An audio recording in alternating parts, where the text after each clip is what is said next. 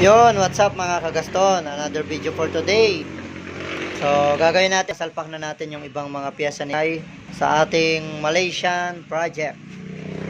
So, Daytona glove o Daytona hand grip with CNC bar end, Honeywell switch, quick throttle, domino, dual cable, tapos RCS 19.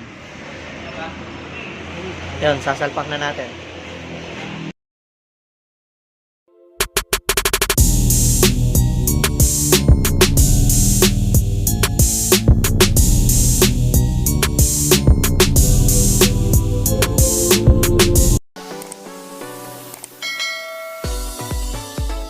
So yun mga kagaston, bago nga na pala natin umpisahan yung video na to, meron tayong good news. So mamimigay tayo ng Creed GP Warrior open pipe.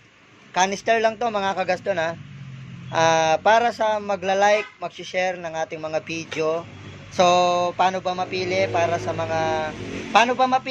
kung ikaw yung mananalo nito? Ang kailangan mo lang gawin, kailangan mo lang mag-subscribe sa ating YouTube channel, Nixon Lennon Motovlog. Kailangan mo lang mag-like or mag-follow sa ating Facebook page, Nixon Lennon Motovlog, and then paki-follow na rin ako sa ating TikTok na Nick Lennon. So, yun lang yung gagawin mo. Tapos, kailangan mo lang like and share yung video na to. And then, baka ikaw yung isa sa mananalo ng Creed Open Pipe. So, hindi lang yan isa. Dalawa po yan mga kagaston. Ayun yung isa. So, ayun.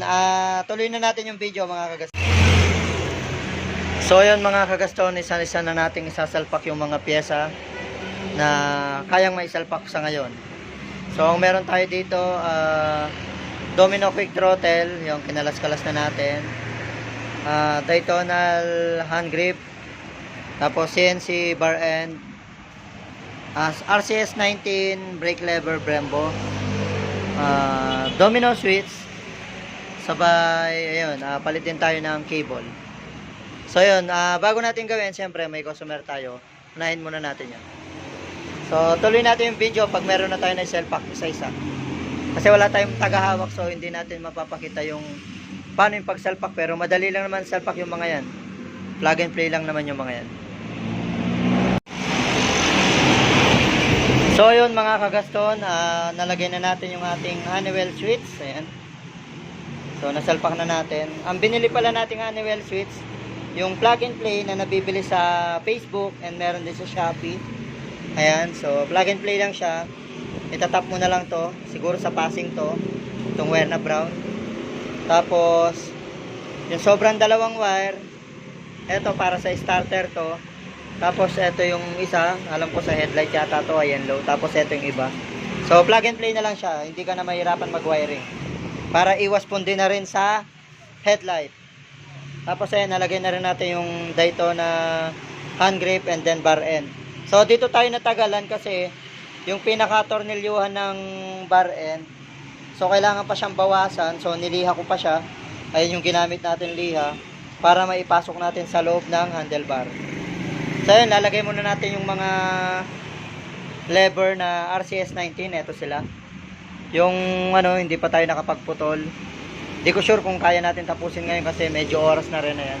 Medyo maggagabi na. Tapos, eto ilalagay natin yung RCS 19. So yun, din na natin pinakita yung proseso kasi wala tayong tagahawak na video. So madali lang naman yan, plug and play lang naman yung mga nilalagay natin. So yun mga kagaston, nasalpak na natin yung mga kailangan natin isalpak ngayon. Yung mga nakayanan lang muna. Ayan, Daytona handle grip, sabay CNC bar end, kabilaan po yan mga kagaston.